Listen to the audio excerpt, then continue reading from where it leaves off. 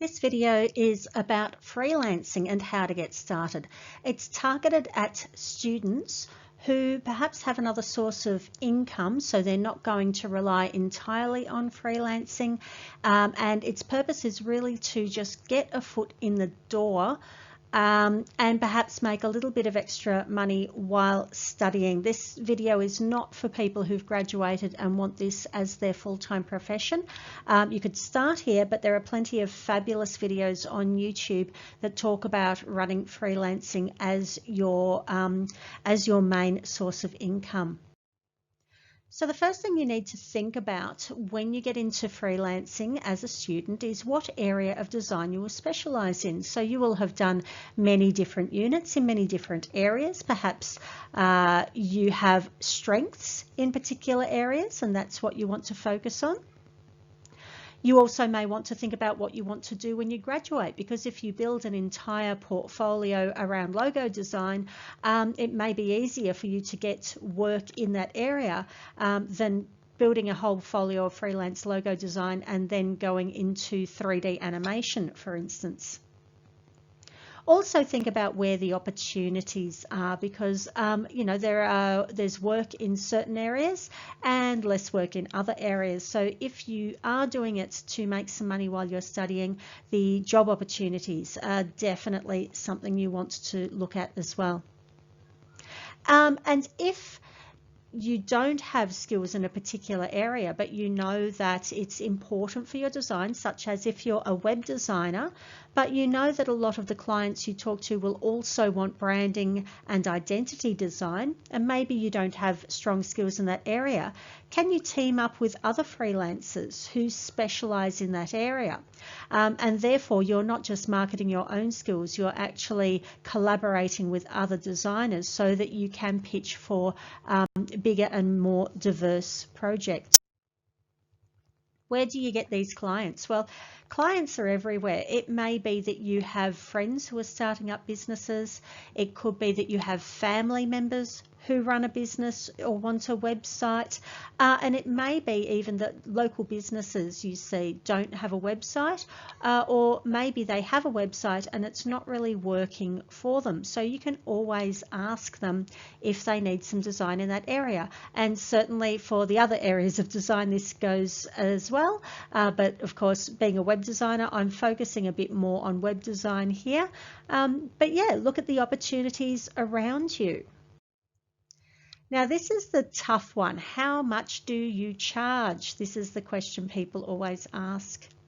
Are you going to charge by the hour, or are you going to charge by the project? Now, effectively, it is the same thing, because if you are charging by the hour, the client wants a ballpark figure of how many hours this is going to take. They're not going to give you a blank check for the next year of your work when it's quite a small job. Likewise, if you are going to bill them for a project, you want to make sure you're not undercharging.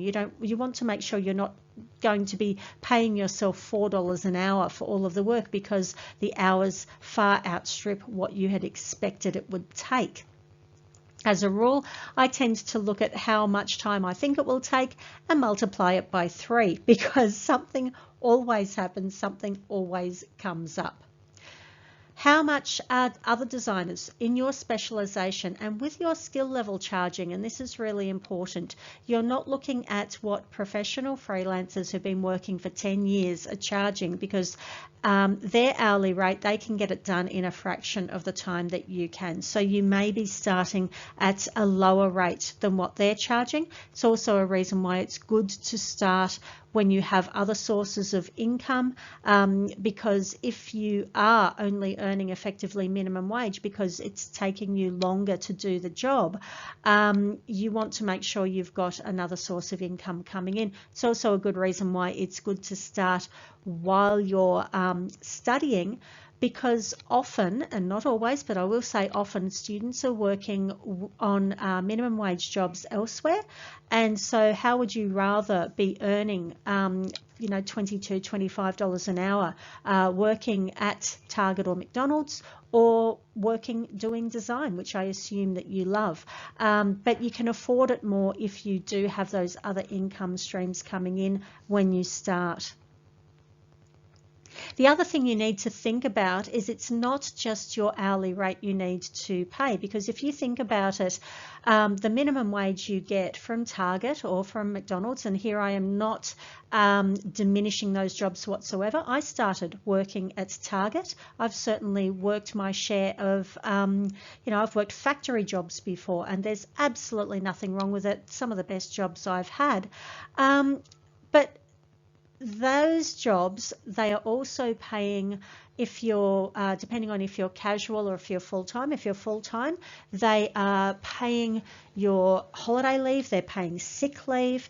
Casual loading factors that in, of course, but they also pay superannuation. And you might not think much about your superannuation now if you're young, but the most powerful force in the universe is compound interest. And if you start thinking of your superannuation now, you will be in a great position by the time you retire. Of course, as designers, we also have other overheads you must think about. So equipment depreciation. If you need to buy a new computer, theoretically it's every 3 to 5 years. I know I certainly hold on to mine longer than that. But if you do need to buy new equipment, you can't just charge one client the cost of a new Mac. You need to spread that out over your freelance clients over the 3 to 5 years. Your internet costs, you've got to pay internet, and if you're using it for work, you should be factoring it into how much you are charging. Even your Adobe subscription, once you're no longer a student, it jumps in price. And currently you have an Adobe subscription through Swinburne, but when you finish, you will be having to pay the professional price for Adobe, and that's not cheap. So these are things that you need to work out how much you are paying in the year for all of these overheads. Then you need to decide how much you want to earn in that year. So are you going to be starting off at 50,000? Do you want to earn more or less? You need to work out how many hours per week you are going to work. You need to work out how many weeks of annual leave you're going to take, how many days you are likely to need for sick leave when you aren't going to be able to work. And so basically you take all of those costs, and don't forget to add on your own superannuation, because no one else is paying for it. It's you who's going to have to pay for that. And any insurance needs you have, and you work out that big lump sum cost. You work out how many hours you are going to work in that year, and then you divide the amount of money by the hours, and that gives you your hourly rate. You'll be amazed at how high that hourly rate needs to be to support yourself as a freelancer. And the other thing is that assumes you are working 6, 7, 8 hours per day, 5 days a week on the weeks that you are working. As anyone who's done freelancing knows, it's very much a feast or a famine. You either have 1,000 clients knocking at your door and you don't have time for all of them, or it is absolutely quiet for weeks on end. So that you may have to take into account when you're working out your hourly rates as well. In the learning materials in week 12, I have links to places that will tell you how you can work all of these things out, because I've just given you a big verbal explanation, but those particular places you can actually itemize these things to work out how much to charge. Now, the other thing you have to think about, if you've got your client, they have a project that they want you to do, you've figured out how much you're going to charge them. The next thing, of course, is the contract. Now, a contract can be very complicated and very, very much written in legalese. I am not a lawyer. I cannot advise you on how to write a contract, but I can tell you the basic things you need in there. So a contract is just an agreement based on the acceptance of an offer. So someone proposes an agreement, the other person accepts, and that is a contract, whether it is verbal, whether it is writing. I do recommend you get it in writing. When you get it in writing, you say what you will deliver and definitely the limitations of it, because these sort of projects get what they call mission creep, and they get bigger and bigger and bigger and bigger before you know it, because the client just wants more and more and more. So you really do need to put into writing exactly the scope of what you are going to build. For example, the brief that you've received this semester, you're doing, X amount of pages, and that's it. These are the items we want to see on the pages. That's it. And so we cannot then sneak in other things unexpectedly that you have to do, because if you have a look at the brief, it states exactly what you have to do there. Make sure when you do a contract, this is my recommendation based on personal experience, factor in adjustments, because when you are doing this design for the clients, they are going to want to make changes as you go, and that's fair enough. It's a working partnership and you both have input. You have input as the expert designer, they have input based on their needs and what they like. Now, you need to be very clear. If, for instance, you give them wireframe drafts, you can say, and then you can make 1 hour's worth of changes on that. The mock-ups, will factor in 3 hours worth of changes, but you state how many hours of changes are included. Anything above that comes at X amount of money per hour. I'm not putting a figure on that because that depends on your hourly rate and any additional charges you put on that, because otherwise what can happen is that they agree to all of these changes, you do the changes, and then suddenly they show the board of directors, or they show their nephew who knows how to use Windows Paint or something like that, and suddenly they have all these other ideas come in. And if you do not have it set in writing of how many hours of changes you have, you can spend all of your time just chasing your tail like a dog, trying to keep up with the changes that the client wants. Another recommendation I have is to decide on the milestones. So typically you may have, the planning stage where you deliver the mood boards, the wireframes, for them to sign off on that. And once they agree to that, then you move on to the mock-ups or the prototypes or something like that. Now, you may want to get payment at these milestones. So once you've delivered the original ideation, the branding, whatever you're going to package up in that first milestone for their approval and any changes, you may want 1/3 payment at that point. Now, you may feel nervous about asking for that, and it depends on your area of design. There's some areas that you just get paid in full at the end. There are some areas like web design where it is actually really common to get paid at different stages. And never feel shy about asking for that. The client can always decide that they don't like that idea and want to pay you at the end instead, and then it's up to you if you accept that. But I can think of one instance, and I wasn't actually directly involved, I just knew the people involved, and I knew a designer who didn't do websites. So they wanted to outsource a particular project with the website. So they did part of it, but they wanted to outsource the web design. They outsourced it to someone who had experience in that area. But when the first milestone came back, it just was not what she wanted. It didn't work. They obviously didn't have the same design vision that she had.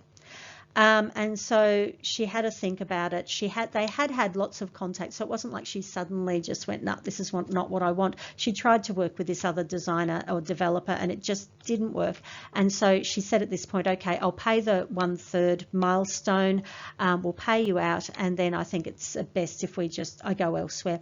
And it meant that the web developer designer who was working on it did get paid for the work that they had put in, but it also meant that she wasn't throwing good money after bad with a person that just wasn't going to produce the website that she needed.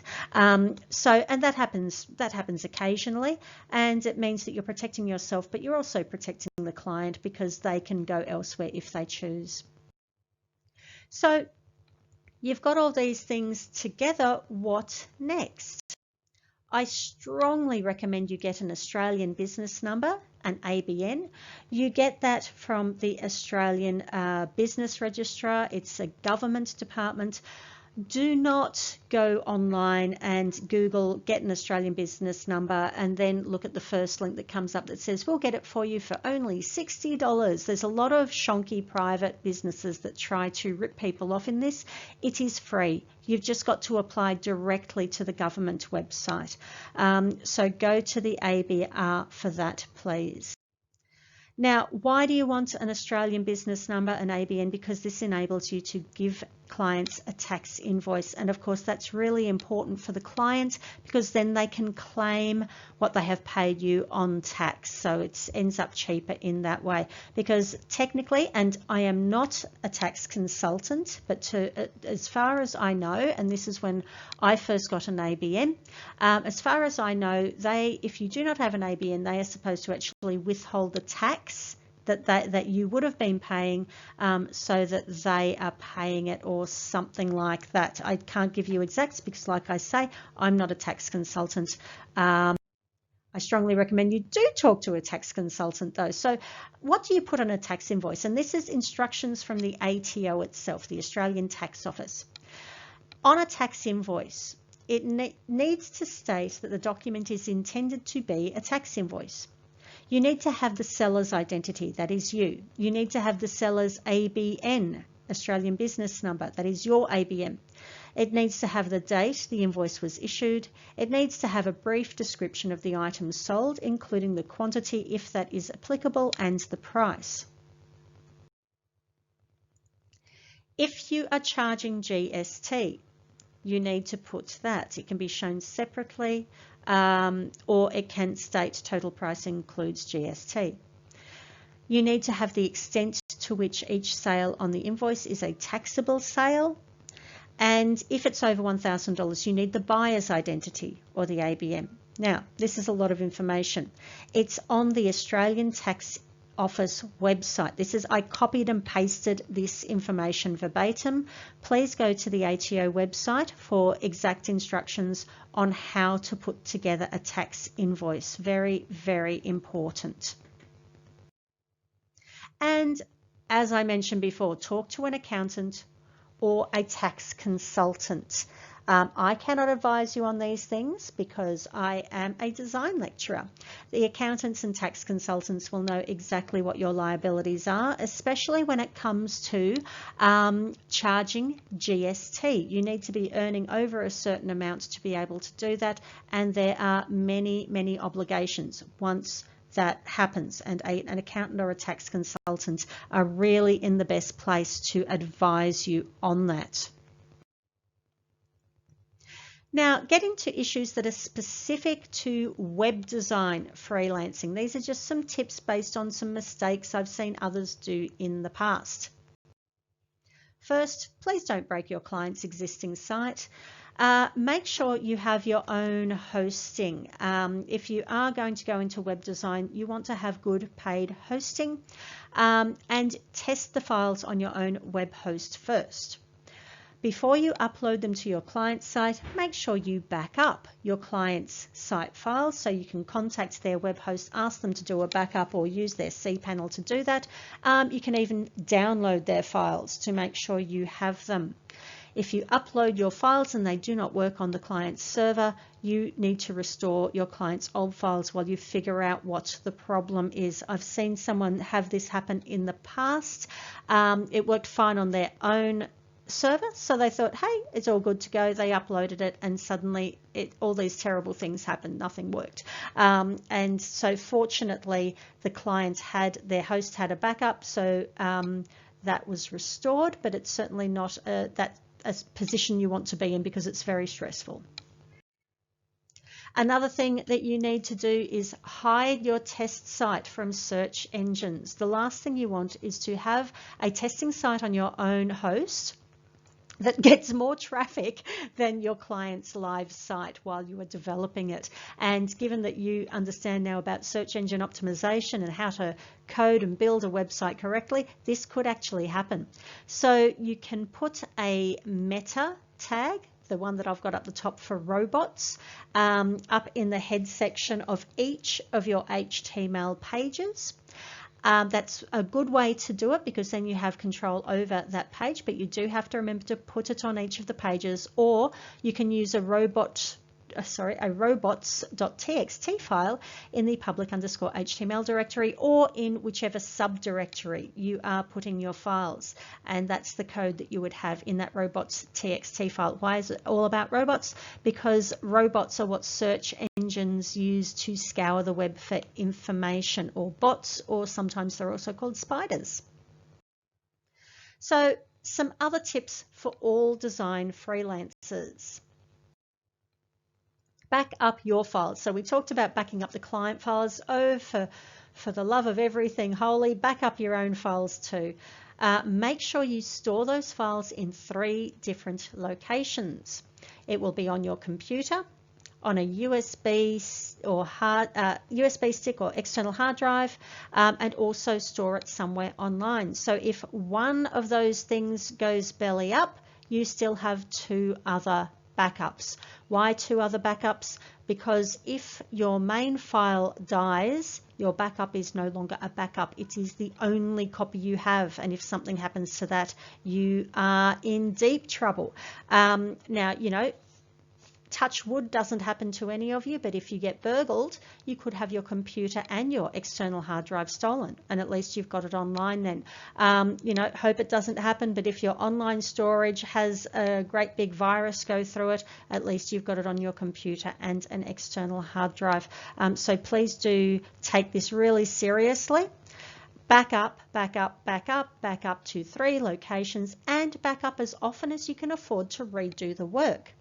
So if you've done a little bit of work during a week, and if that copy of your work fails and it just means you've got to put in 1 or 2 extra hours, that might be tolerable. As you're getting close to a deadline, you might be working 10, 11 hours a day on a project, and you can't afford to redo that 10 or 11 hours in the 1 hour before the thing has to go live, in which case you would need to be backing up every 30 minutes or so, making sure you have those 3 copies just in case one of them corrupts. And yes, it's a pain. Yes, it's not what we like doing as designers because it's, you know, tedious and it's not designy, but it is so important. Here's a tip that I got when I first went into design, and this is over 20 years ago. Don't be a reseller. What's a reseller? Well, as a designer, you might have a client come to you who wants a big print job, for instance, and you might charge $6,000 for your part of the work if it's a big job. The printer who would then receive the files would charge the client $10,000 for their work. Now, this is a bit of a pain for the client because they have to go to you, you then supply them the files, they have to then go and source a printer. They might not be expert in that area and know who the good printers are. So instead, you may say, oh, well, I'll do the whole job for you for $20,000 because you know who the good printers are and you can outsource that work. So in theory, that gives you $4,000 profit on top of, you know, the $6,000 for your own work. You pay the printer $10,000 for theirs. You're charging the client $20,000. So there's that $4,000 difference to make it worth your while doing this extra work. However, what happens if the client doesn't pay? The person who gave me this advice was a printer. He owned a print company, and he said he'd seen more designers go bankrupt through reselling than anything else. If the client doesn't pay, you still owe the printer $10,000, and he may come after you, or she may come after you. I say he because the person who gave me the advice was a man. But yeah, they may come after you in the courts to get that $10,000 back. And the thing is, their contract was with you, not with your client. And so you actually owe them the $10,000, even if you can never get that money out of your client yourself. So be aware, some studios do this, but the thing is they usually have deep pockets, so, or they have lawyers on retainer, so they can always get their money, or they can cover it if things go pear-shaped. But yeah, it's definitely something to consider. As a web designer, of course, these costs may be things like web hosting, which is a few $100s per year. And the thing is, if the client doesn't pay you, you just stop paying the web hosting, and so as a result, you know, the client loses their website, and there's not much they can do about that to complain about your work. Another piece of advice is create relationships, not jobs. Good clients are really worth their weight in gold. They're a delight to work with. They pay their bills on time and they come back if you look after them. The other great thing about them is they give great word of mouth, and the thing is they usually tend to associate themselves with other good potential clients, you know, good business people, honest people, and so it can end up being a really great thing having a good client. Back when I was freelancing, I think most of my jobs came from one of my first clients who was just the best client you could possibly imagine, and as a result I actually gave him mates rates. I gave him a discount on the work I did, and that kept him very happy and coming back. And because he had such great friends who he was referring to me, I offered, you know, I passed on that mates rates to them as well, and so I got a lot of work through that one good client. Now, that's not saying that all clients are good clients. Some are bad clients. What do you do if you've worked with a client and they are just terrible? They don't pay on time. You have to chase them over and over. Maybe they just demand unreasonable things in unreasonable time frames, and they never take no for an answer. Well, what can you do then? You can say, no, I'm not going to do the work for you, but you know, that could end up with bad word of mouth. You may need to work with them at some stage in the future, and you know, a lot of the time it's pretty uncomfortable to just say no, go away to someone. So some designers, and in fact a lot of tradies, have a go away fee. They call it something else that is not polite enough for an educational video. So I'll let you pick what euphemism you like for go away there. And what is that? Well, that's when you call a tradie and you say, can you come and fix my boiler? And they say, yep, here's my quote. And oddly enough, it's 3 times the price of the other tradies. And you think, wow, why are they charging so much? How do they not go out of business? Well, the answer is they don't want to come and see you. They don't want to fix your boiler. It may be that they've had dealings with you before and you're a bit of a nightmare. It may be more likely they are really busy and they don't have the time for the project. But yeah, what they do is they double or triple the price for the job. And why would they do that? Well, because if the client says no, hey, you win, you got no bad client. If they say yes, you have a bad client to deal with, but then you have more money to dry those tears of frustration. Now, whether you can have the luxury of saying no to bad clients depends on how many other clients you have lined up. Of course, if you're in a really quiet period with very few clients, you may need to have that bad client, I'm afraid. But one thing I do recommend as a freelancer, do not do any free pitching. So what is free pitching, and why do I have a photo of someone painting a house? Well, what free pitching is when someone comes to you as a designer saying, yeah, I don't know if I want you to design my website, my logo, whatever. Tell you what, you do the work and then I'll decide if I want to pay you for it. You would be amazed how often this happens in design.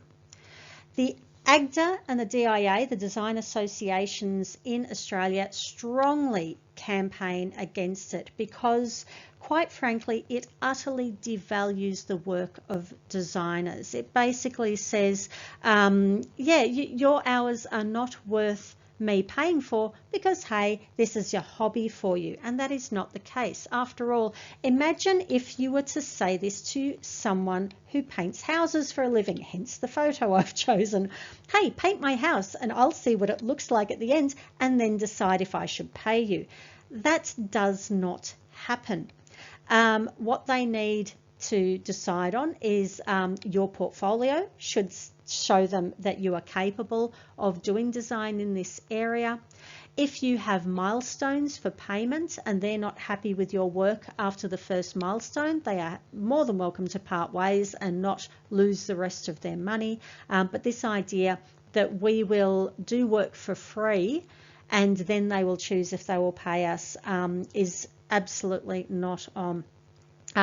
Now, it's sort of a bit blurry when it comes to design studios pitching for work, because of course normal pitching, you've done some work towards it and then the client is deciding if they want to go with you or not. Now, if it is a substantial amount of work, they actually pay for that.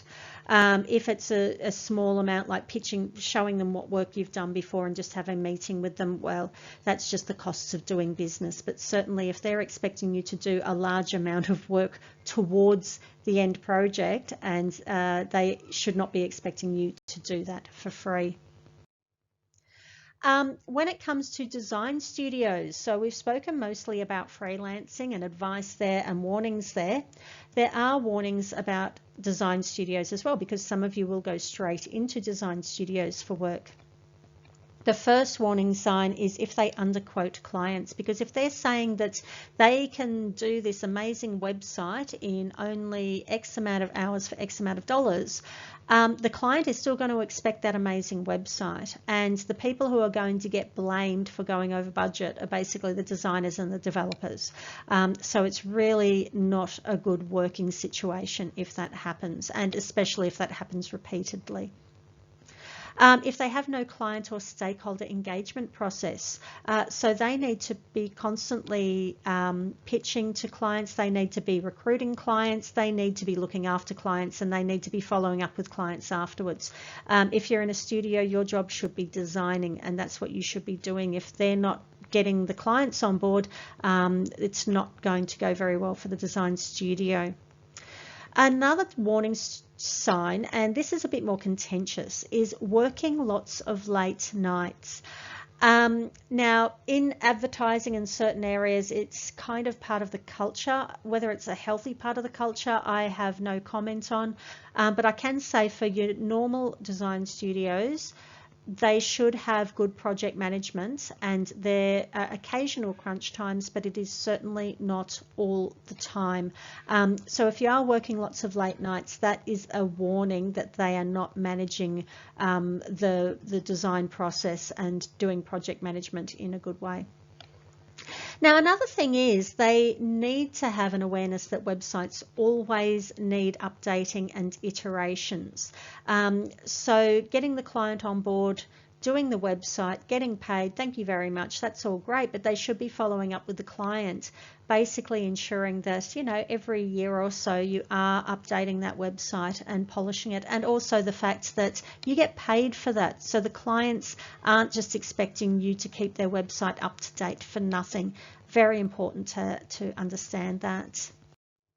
So this is the bibliography, not much to report on when it comes to the citations, but there's the Australian Business Registrar applying for an ABN, the ACCC entering into a contract, and the ATO all about those lovely, lovely tax invoices. So I do recommend, just by doing a Google search for ABN, getting an ABN from the ABR, you'll find that source. All of these are on the learning materials for week 12.